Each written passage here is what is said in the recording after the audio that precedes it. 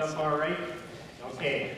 We're going to kind of continue on with the theme that the panel was working with, and that's in regards to covers and livestock. And so we're going to stay with that portion of the theme this morning. I thought the panel did a really nice job. I thought they were very interesting. And so where I want to start on this is to show you some case studies of livestock integration that I've worked on over the years and been able to partner with these people. And before we move into some of the livestock integration case studies, I kind of want to start with a case study about where are these cattle when they're not on the cover crop.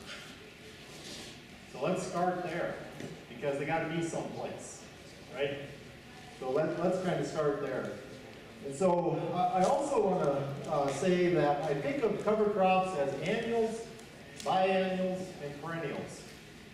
I don't limit my thinking to just annuals or just biennials or just perennials. I think of covers in all three categories.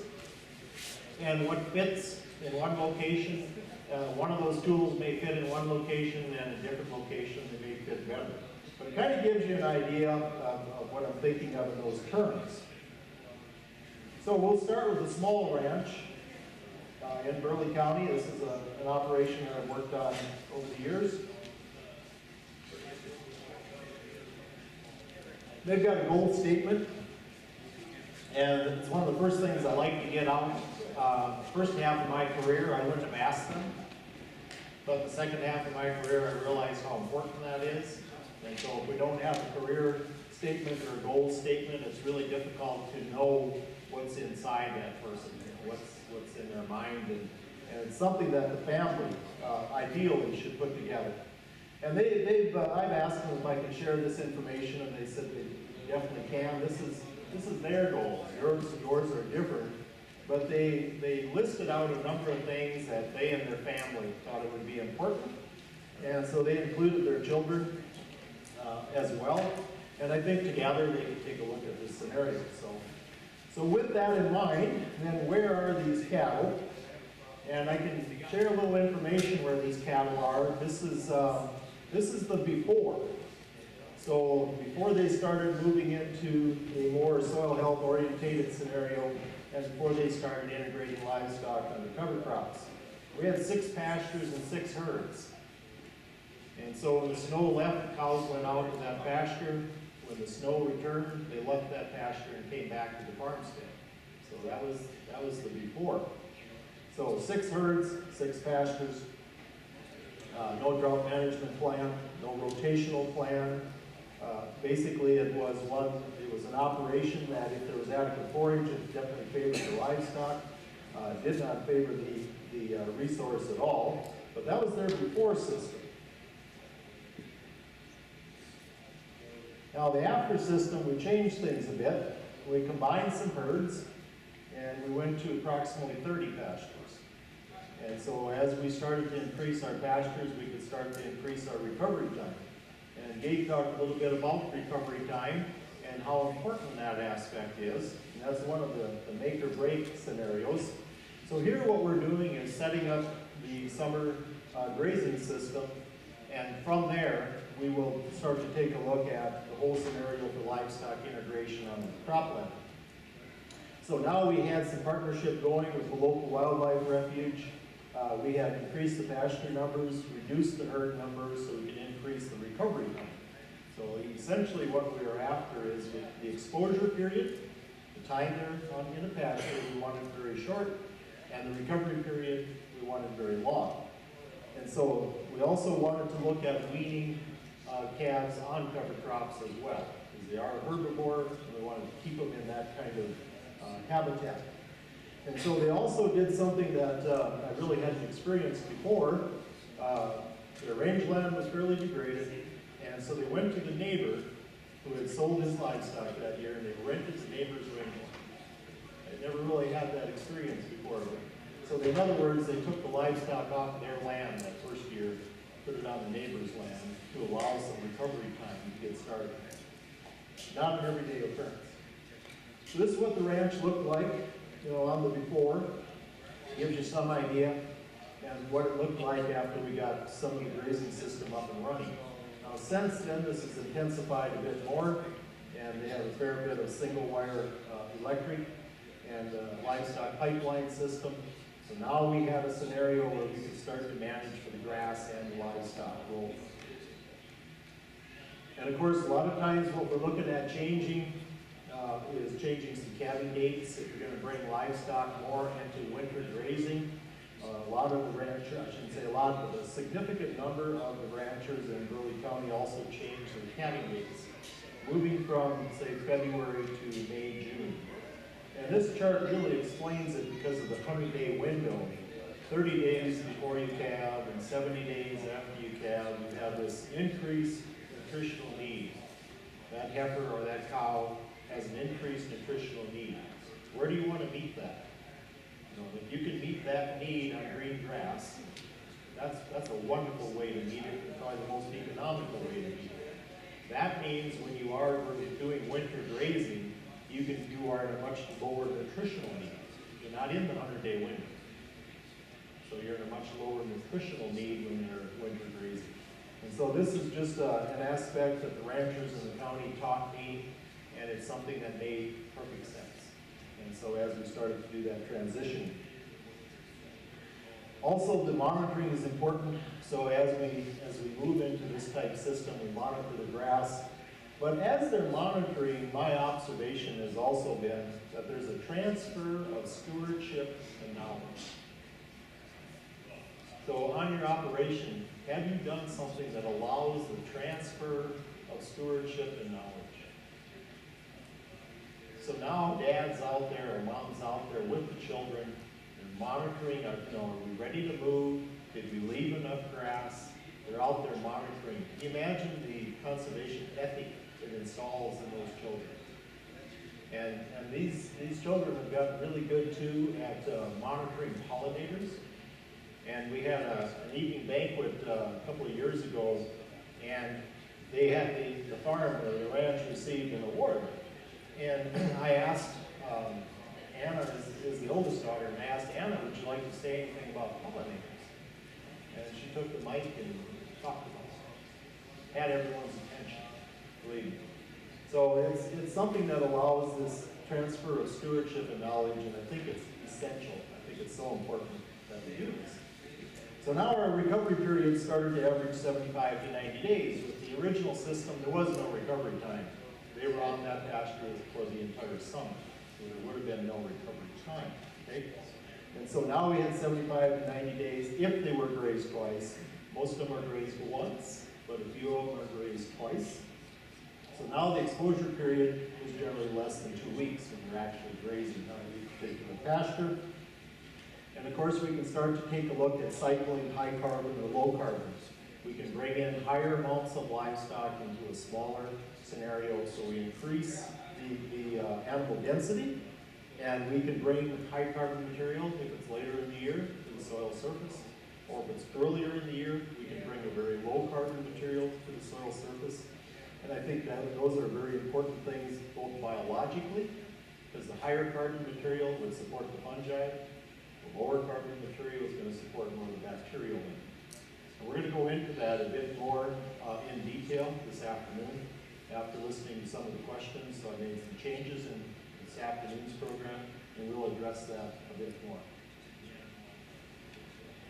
So they started putting some cover crops together, and some fairly simple, straightforward summer mixes, warm season mixes. And one thing I always like to look at on a cover crop is, does it give us what we don't have? And the cover crop we use to give us what we don't have in our annual crop rotation. I think that's just one of the resource concerns or indicators that we take a look at.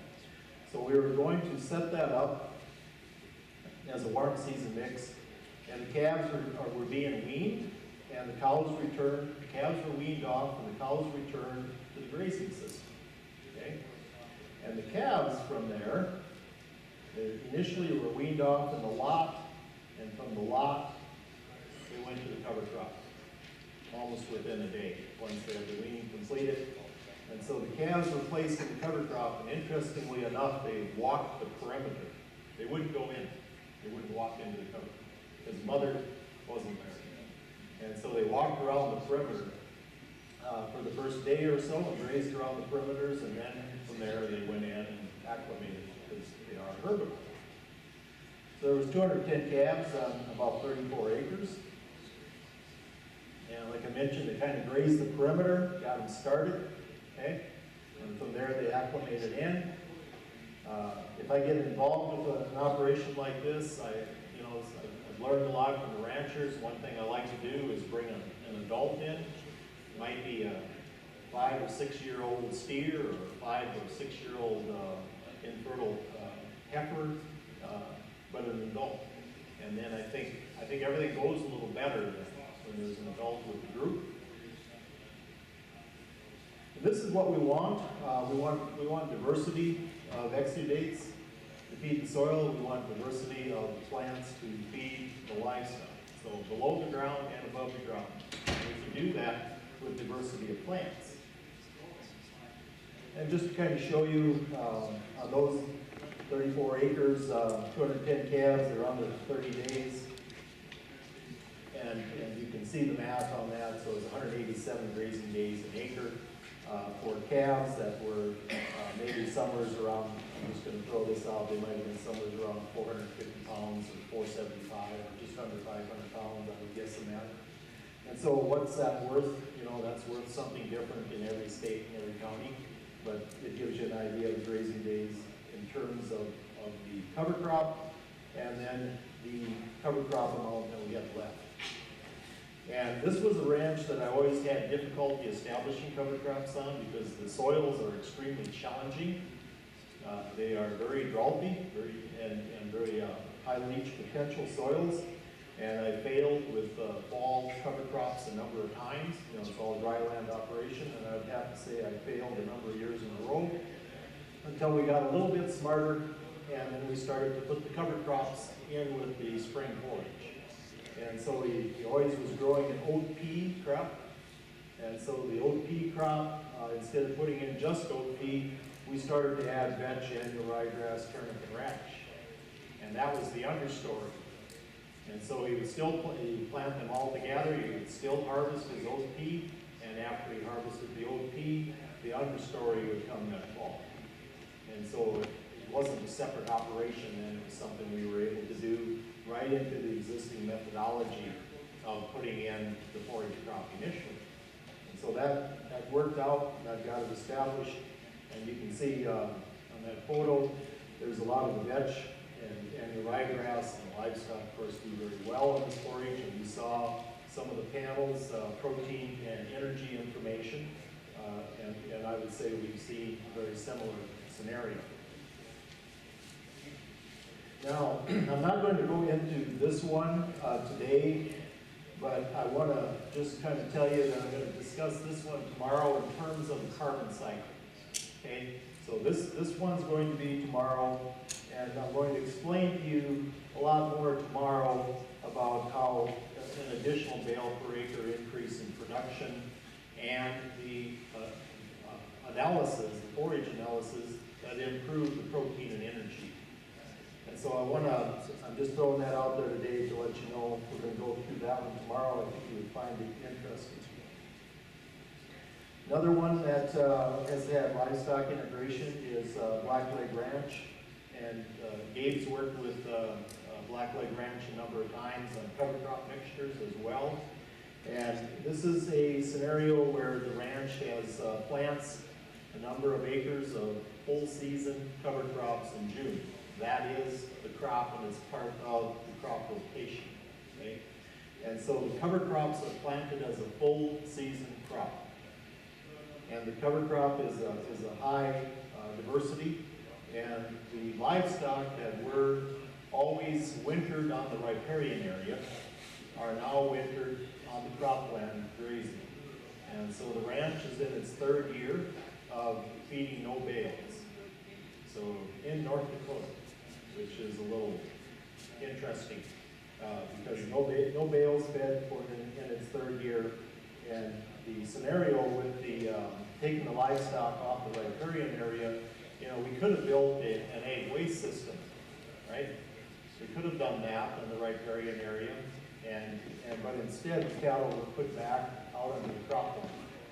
And so if you take a look at our original landscape, where were the livestock? They were on the land. And so this kind of more mimics, if you will, an original landscape. If you look at it from the biology viewpoint, this is just a biology test, so the phospholipid fatty acid, the PLFA, is just a biology test. And basically what it's telling you, when you compare the left side to your right side, is when we have more diversity, as we have on the right side, guess what happens to the biology amounts? They go up. There's more food and diversity of food, especially diversity of food makes a huge difference. When I bring diversity of food onto a field, I'll see an increase in the PLFA.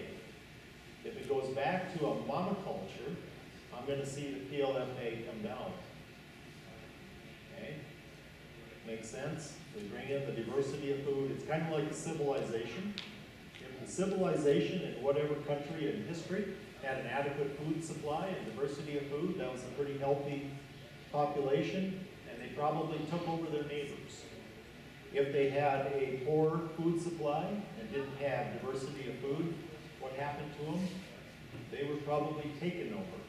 And so we've seen this throughout time, and it's kind of interesting to watch the biology, because when we bring in the diversity of the plants in terms of the cover crop mixture, we see the increase in the PLFA, we see the increase in the biology.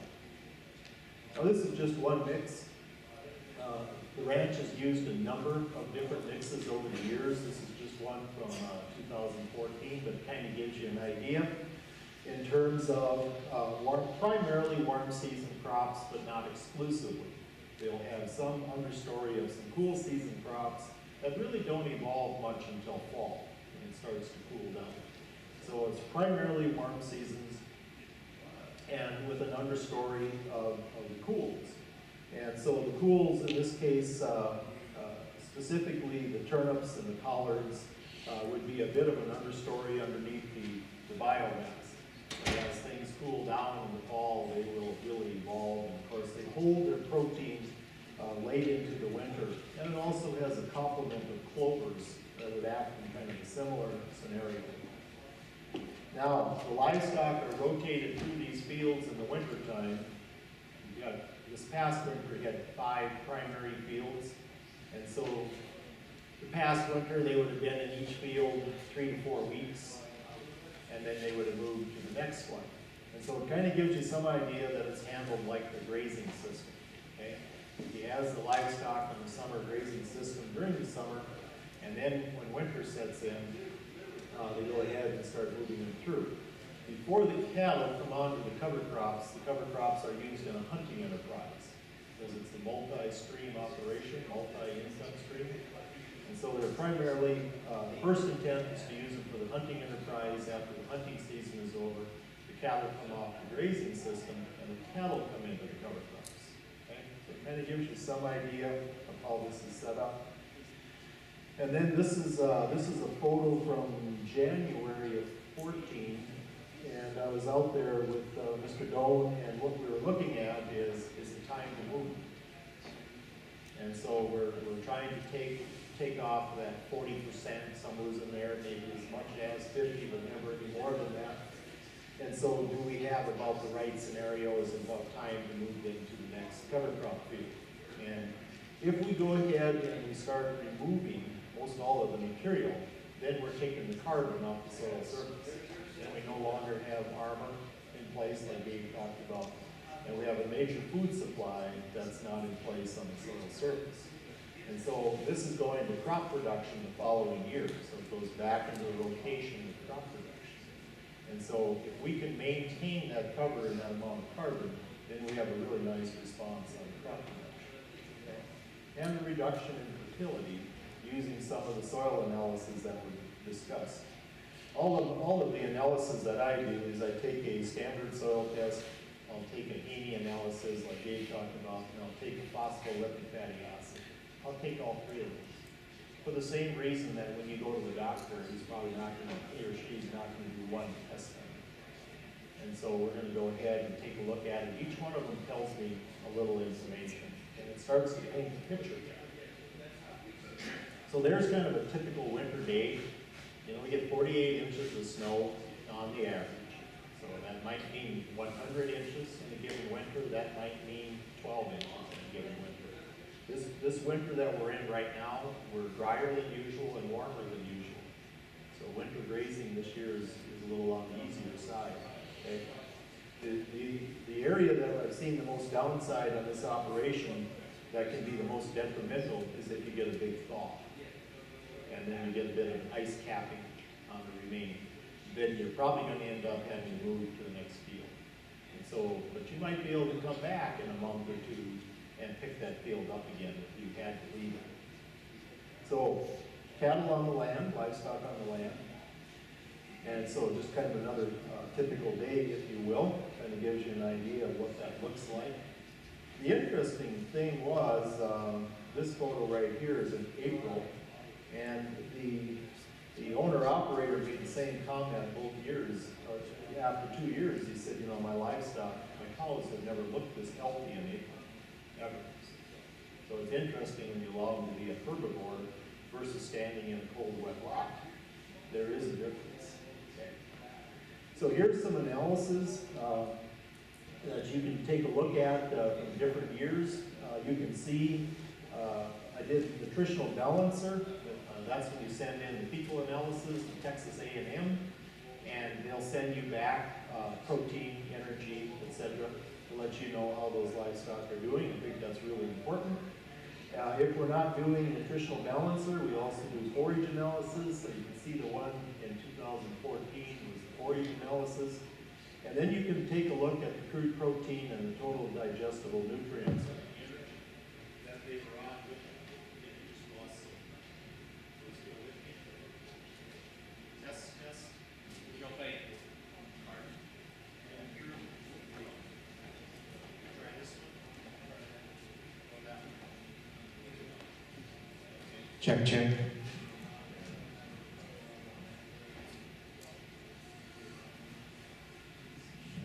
Okay, so you can take a look at the protein and energy, and if you look in that bottom paragraph, you can take a look at the protein and energy of what their needs are in mid-pregnancy or late pregnancy or after calving.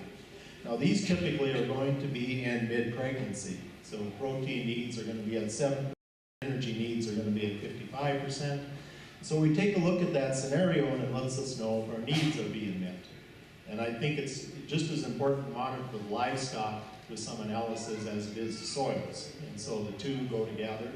And so we can go ahead and do that. And I think that gives us some peace of mind, especially when you start. And something that Gabe can speak much better to than I can, I think he might touch on this tomorrow, is not every cow that we presently have is going to be adapted to winter grazing.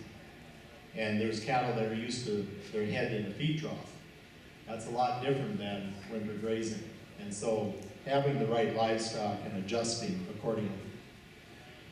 The biological egg waste system is something I just touched on, and I deal with North Dakota Health Department, and they've looked at our plan on this winter grazing in terms of an egg waste system in terms of beef cattle. And the health department was pretty excited about it. They liked the looks of it. And it was kind of interesting because, you know, we didn't spend $1 of taxpayer money to do this. And so it's a change in methodology, but the positive impacts from it have been pretty profound. And if the books for the ranch are completed by Bismarck State College. They're a farm and ranch management group, and so they've participated with them for many years. And they came up with some pretty good analysis, and all the economics are in the full program, but today we're just kind of touching some case studies. But interestingly enough, 88 cents a day is what the college came up with per cow, per day, savings per day that they're grazing the covers. Now 88 cents per day per cow, that for us speaks to us. And so it kind of gives you some feeling for the economic scenario as well. And of course the ranch has listed some of the things they've noticed just in terms of equipment. And and in terms of quality of life, and I think also in terms of the health of the livestock. And so we've seen some real positive aspects. So it gives you a feel for livestock integration on winter grazing on that particular operation. Now another one I wanted to share with you was the Oswald Ranch. And a little bit reverse scenario, not entirely, but this is cover crops planted on cropland again. And the goal here was to summer graze and winter graze. And so come in with some summer grazing to top it and let it regrow. And our goal is to harvest more carbon, okay? Because now we got a plant that's going to regrow and extend its period of time to harvest carbon. And when the plant gets stressed, it's going to give off a flush of exudates. And so we can actually get more carbon out of that plant than if we didn't graze it. And so it's something that we started to look at this past summer. And there was 30 acres seeded to a cover crop, and 10 acres were grazed and 20 acres weren't grazed, okay? The 20 acres was grazed, but not till winter. So let's just look at the 10 acres. They came into the 10 acres on July 6th, and they were in there till July 9th. And we can get an idea here in terms of what was seeded. So you have an idea. So it was a diverse cover crop mixture. Single wire electric to separate the 10 acres from the 20 acres.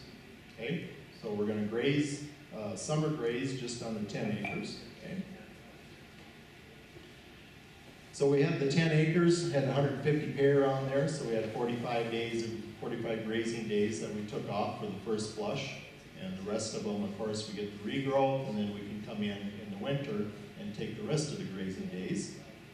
So now what happened with the soil monitoring? So if I look at the soil monitoring and I compare the ungrazed on your left to the grazed on your right, first of all I looked at the PLFA, that's the biology. That's the phospholipid fatty acid, that's just soil biology test, okay? So if I look at the PLFA, was there a difference? Yeah, there was a pretty significant amount of difference. On the grazed portion, we had a nice spike in biology, in the weight of the biology. And where does that really come from? Well, if you look at carbon, carbon is the food. Okay, so anytime you hear the word carbon, just think of food.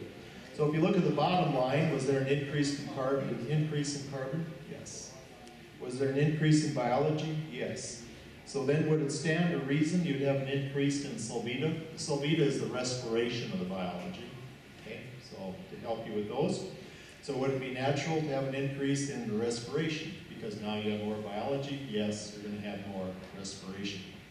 The more people you would bring into this room, the more respiration we would have in this room. No difference. Okay. So it gives you an idea on the summer grazing on what we're looking at monitoring. I want to increase the carbon. And then we're going to go ahead and let the regrowth occur, and we'll pick up the rest of the grazing as winter. Previously, we did mostly winter grazing.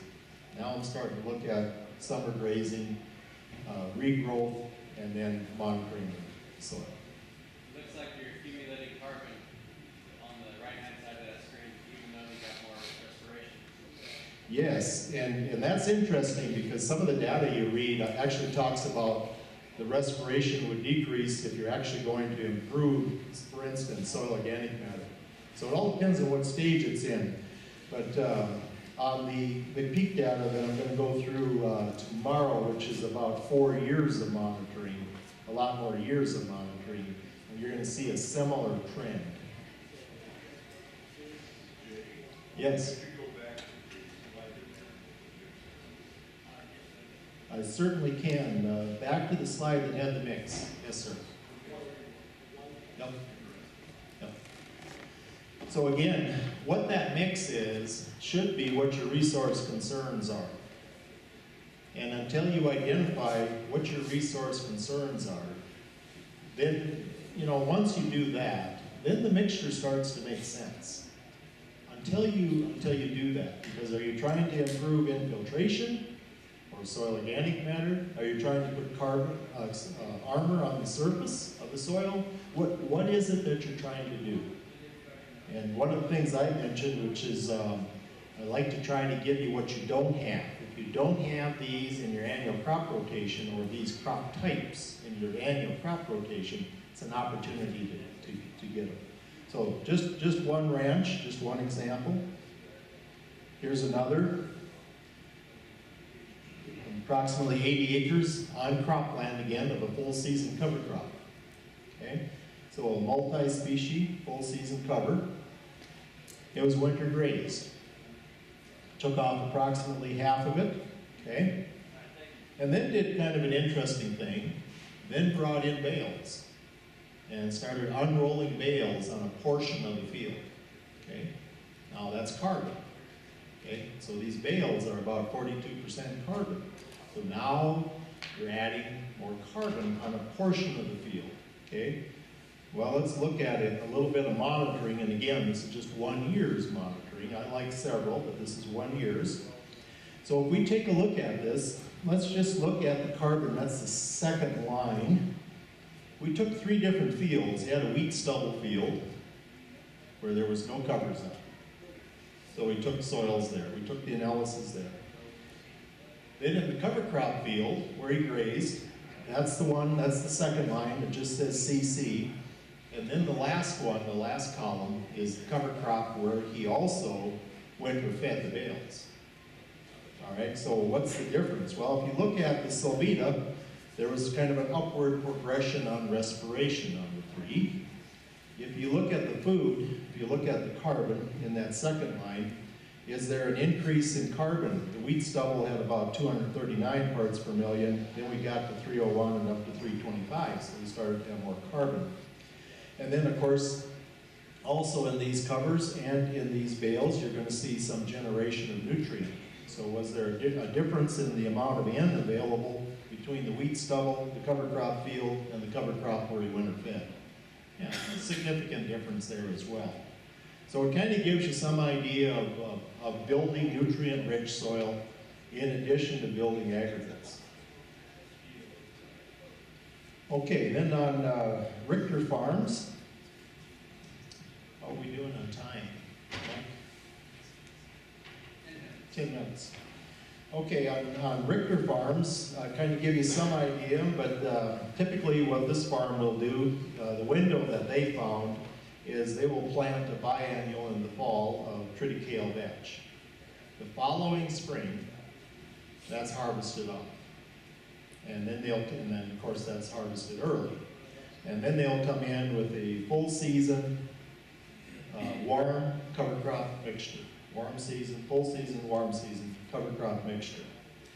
And from that mixture then, they will do some late fall grazing on that cover crop mixture. And if we take a look at the biology between fields that include cover crops and those that don't, is there a difference in the biology?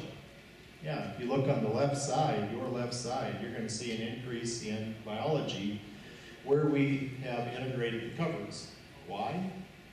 We're harvesting a lot more CO2 during periods of time when we didn't used to have anything growing there. So we're bringing more food into the system, okay? So if we take a look at it too, from a water quality viewpoint, here's an observation that I've seen this on a number of cropping systems. But if you look at this from a water quality aspect, this particular slide is high crop diversity with covers, okay? So with cover crops, and if you look at the amount of inorganic N, that's your nitrate, 18 pounds, fairly low amount, okay? That's the plant available. That's the nitrogen portion that's an issue in our water supplies around the country, that portion right there. So our goal is, how do we keep that 18 pounds, that inorganic, the nitrate portion, how do we keep that low? Well, one way to do this is to have a cover crop. Because when we have a cover crop, we have a safe place for the nitrate to go. If we don't have a green plant, there's no safe place for the nitrate to go. It's going to go up or it's going to go down. If it gets very wet, it'll denitrify and go to the atmosphere. If we get some rains on high leach soils, it's going to go down to the water table.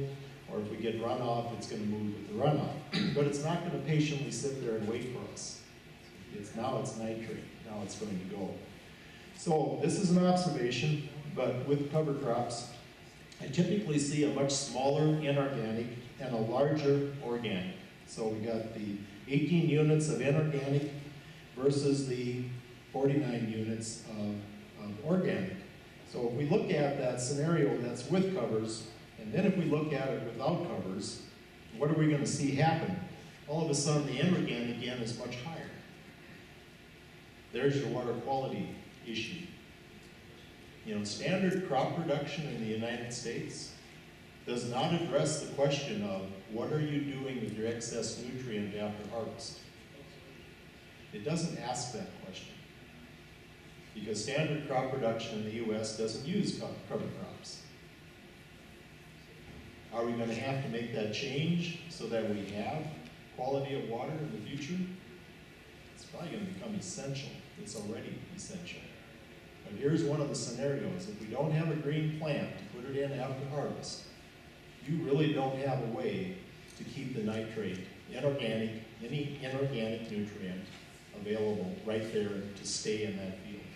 It's going to leave. And so we have that scenario. Okay, the last couple minutes here. This is another ranch, the Miller Ranch. Uses cover crops for rejuvenation of soils and does some nice grazing on those. Ken Miller is kind of, when his name comes up on my cell phone, it says on my cell phone, world's greatest rancher, the world's greatest grazer. And so you got some idea of who this individual is. So this would be what he would look like after he's done grazing a cover crop. This is what it would look like. It's a stable situation. Very low inorganic nutrient, and we'd have armor on the surface of the soil. This is what a field would look like that he's preparing for bale grazing. Okay, so he'll make those arrangements so that he can bring in as many days as he feels necessary.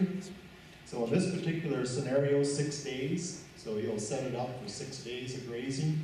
Maybe he's going to set it up for 3 days of grazing. All depends on his objectives. And it also depends on the quality of the feed. So you can also tell it just on color where we have bale grazed and where we haven't. We can tell it on color because the interesting thing about livestock, and one of the beauties of livestock for soil regeneration, is 75% plus of everything that goes in the front end of the cow comes out the back end. And so we're able to hang on to the carbon and a lot of the NP and K, the minerals and vitamins. They stay in that field. That's a huge, huge item. So you can tell it on color. You can also tell it on clipping data. Is there a difference where we bale grazed and where we have not bale grazed on clipping data? Yes, huge item. And so as we use livestock as a management tool, we can do those type things. Just ended on this, trying to come in on time, Mike, because I don't want you, if you're happy, we're all happy, Mike. So just some reading. An Agricultural Testament by Sir Albert Howard. If you haven't read it, you should. He wrote that book in 1940, and he describes 2016 perfectly of the scenario that we're in right now in production agriculture. And so how did that person do that in 1940? I mean, that's amazing. But he describes our scenario. Life in the Soil by Jim Nardi. If you want to read that book, I think that's really good. There's a little bit about everything in there. 2 to 3 pages on everything that's alive. So if you're interested in just one item, you can go to that book and read the 2 or 3 pages. Or if you're like me and you have no life, you will read the whole book. Okay? So it'll tell you something about yourself. So all of these are good. Soil Biology Primer by Elaine Ingham that used to be in every NRCS office. That was years ago, but that's still a good document. Jared Diamond, I've had the opportunity to listen to him lecture this past summer. Amazing individual. Managing Cover Crops Profitably, I've read it several times, very helpful. One Straw Revolution. Buffalo Bird Woman's Garden for northern prairies is excellent reading because it describes the agricultural system on the Missouri River bottoms pre-European settlement. And that, like Gabe mentioned, is thousands of years of research and development. if not tens of thousands or 100,000 years. And so that is a really good read. You can download that one right off the internet. It's not a long read, but it's very good. Journals of Lewis and Clark, for us, they went right through our territory. They went right through Bismarck.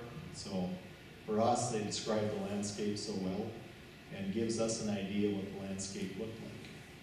So, Mike, do we have time for a question, or are you ready to tie the knot? Or? We got time for one or two questions. Couple of questions? Speak up loud, and we'll have. I'll repeat it. Okay. Jay, for the grazers, apart from these soil analyses that you send off the lab, what are the things that they're keeping tabs on? Are they digging in the soil and writing things down, or is it mostly just the lab stuff that you keep? Well, the grazers, I think, have some other items they can use. I mean, obviously, weaning weights are, can be an indicator, and so I think that's one of the aspects. I don't think anything replaces a spade. To me, that's my number one tool, because I can smell the soil, I can feel it, I can see the color, I can see if there's any life on the surface or in the soil itself. Nothing really replaces that. And so that'd be that's my first choice, is a spade. After that, if we can do some of the forage and or soil analysis, those are nice to have. Probably nothing replaces a spade. We have another question here. You mentioned a reference by Elaine Egan, and I don't see on the list. What's the title? Soil biology primer. Third from the bottom, third bullet from the bottom. I just didn't know it. It's a biology primer that explains the soil food web. And it's a good document. It's a very good document. It explains the soil food web. There was a question right here, and then we'll get to it. I'm interested in the setting up with Bailey. Did they do that on the cover crop fields or just on a? Okay, that was a good question. The question is, where was the winter baling, the bale grazing, where was it completed on? And it was completed on the hayland. Typically we don't do, I'm really not aware of anybody doing bale grazing on native rangeland. But on a tame grass, especially something that's looking for fertility, that might have been a tame pasture or it might have been tame hayland, perfect candidates. Really, really good candidates. It just really improves, because you're cycling all that carbon back through. Our soils are carbon starved. They are purely carbon starved, and here is a big carbon source. Now, you could feed that same thing in the feedlot on your headquarters, and then it's not going to be the same because you're not going to capture those nutrients. You're going to capture very few of them. But if you can do it especially on tame hayland or tame pasture, really good. We have irrigated pivots and pasture during the summer. In order to improve, planting and productivity, what warmland grasses and plants would you suggest putting in those mixes? Like right now, we just have a deal in the grass. Yeah, I'm going to go through some mixes tomorrow in the carbon cycling talk on McPeak Ranch. I like diversity, and this afternoon I'm also going to go through a mixture that we're using in rotational perennials at the Minokan farm, and they use 21 species. And I like flowering plants, I like cool season grasses, I like warm season grasses, and I like legumes. I mean, what you're doing is you're mimicking again that original landscape to some degree. But I think any of those, could I do it with one species? Sure, but it's not going to have diversity of exudates. It's going to be just one species. Whereas if I can bring in a multitude of species, it's a lot stronger for the biology, and I think, and Gabe mentioned, it's a lot better for meeting the nutritional need for the livestock. So I like a lot of species. Yeah.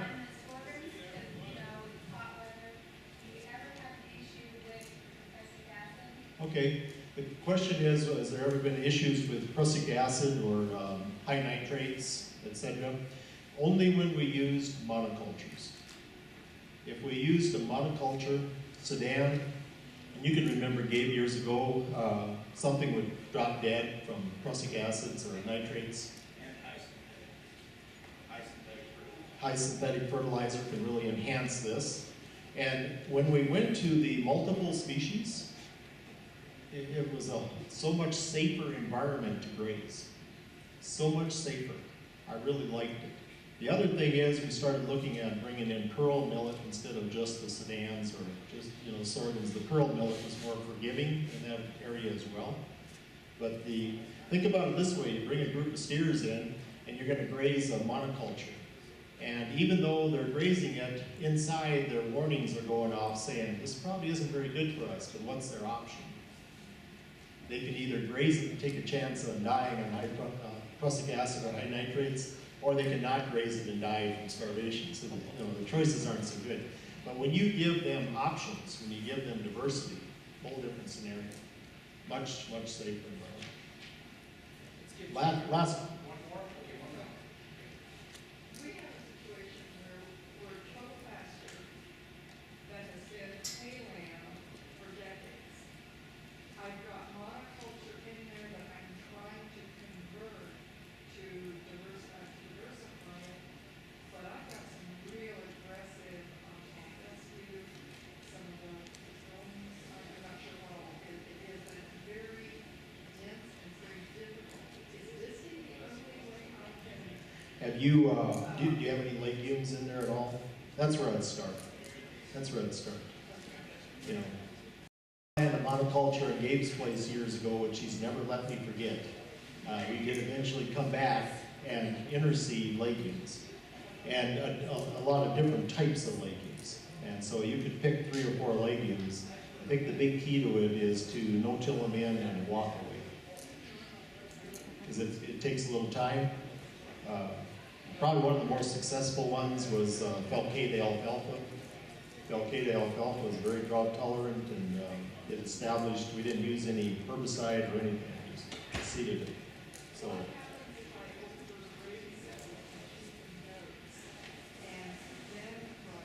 You might create a window where it might be a little easier for the plants to take off.